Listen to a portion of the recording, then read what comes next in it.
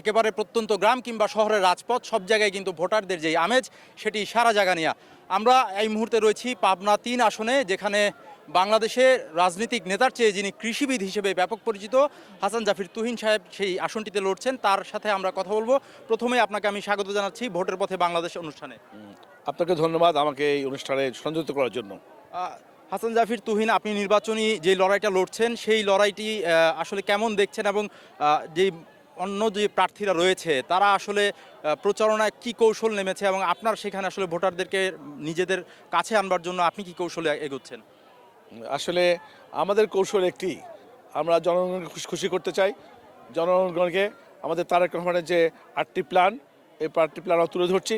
ইনশাল্লাহ এই প্ল্যানের মধ্য দিয়েই অন্য যারা প্রার্থী হচ্ছে তাদের সমস্ত কলা কৌশল সব হার মানবে ইনশাল্লাহ। নির্বাচনের পরিবেশ কেমন দেখছেন, এবং এখানে নির্বাচন কমিশন যারা রয়েছে তাদের ভূমিকা কেমন, আইন প্রশাসনের ভূমিকা আপনি কেমন দেখছেন? এখন পর্যন্ত এই 2 দিনে ভালোই মনে হচ্ছে। এখন পর্যন্ত নির্বাচনের পরিবেশ সঠিক আছে।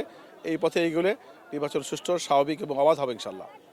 নির্বাচনের যেই ইতিহাস, এই আসনে নির্বাচনের ইতিহাসে বিএনপি সর্বোচ্চ 54.5% ভোট পেয়েছিলেন 91 সালে।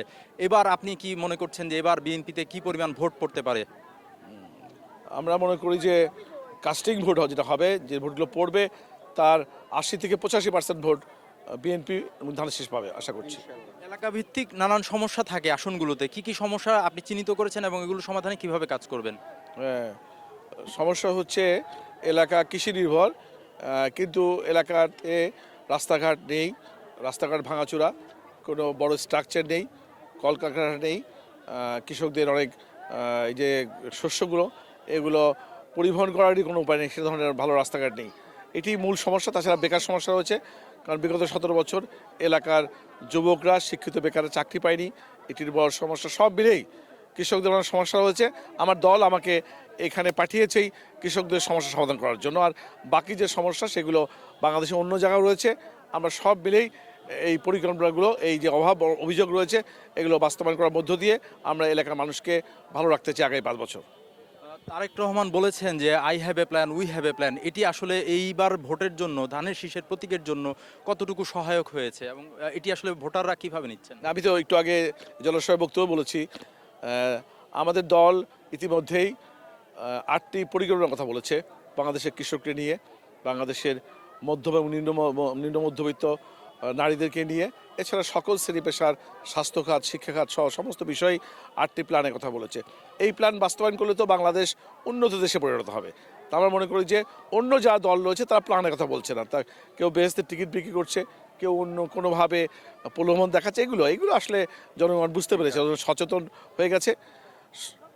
হয়ে গেছে, এটা বুঝতে পারবে। সেই জন্য এবারে নির্বাচনে তেমন কোনো প্রতিদ্বন্দ্বিতামূলক নির্বাচন হবে না, অত সুন্দর নির্বাচন হবে, অবাধ নির্বাচন হবে, সুষ্ঠু নির্বাচন হবে, খুব একটা প্রতিদ্বন্দ্বিতামূলক নির্বাচন হবে না। বিএনপি একতরফাভাবে 2/3 সংখ্যাগরিষ্ঠ নিয়ে ইনশাল্লাহ সরকার গঠন করবে। আপনার জন্য শুভকামনা, এবং এই ভোটের পথে বাংলাদেশ অনুষ্ঠানে সময় দেওয়ার জন্য আপনাকে আন্তরিকভাবে ধন্যবাদ। জি, আপনাকে আপনার বিডিআর সকল কর্মী ভাইদের আমার পক্ষ থেকে শুভেচ্ছা, অভিনন্দন, কৃতজ্ঞতা। দর্শক, প্রত্যেকটি আসনেই যে প্রার্থীরা নির্বাচনে লড়াই লড়ছেন তাদের যে সুচিন্তিত মত, সেই সুচিন্তিত মত যদি প্রতিষ্ঠিত হয়, এমনিভাবেই যেমন বদলে যাবে প্রতিটি আসন, সেমনিভাবে কিন্তু বদলে যাবে পুরো দেশ। এমনটি প্রত্যাশা সাধারণ ভোটারদের যেই ভোটের অধিকার সেটি নিশ্চিত হোক। সুষ্ঠু ভোট এবং সুষ্ঠু নির্বাচনের মাধ্যমে একটি সুন্দর গণতান্ত্রিক প্রক্রিয়া বাংলাদেশে প্রতিষ্ঠিত হোক, এমনটি চাওয়া দেশবাসীর। আবারও নতুন কোনো অতিথি নিয়ে নতুন কোনো পর্বে কথা হবে, দেখা হবে। ততক্ষণ পর্যন্ত ভালো থাকবেন, নিরাপদে থাকবেন, শুদ্ধ সংবাদের সাথেই থাকবেন।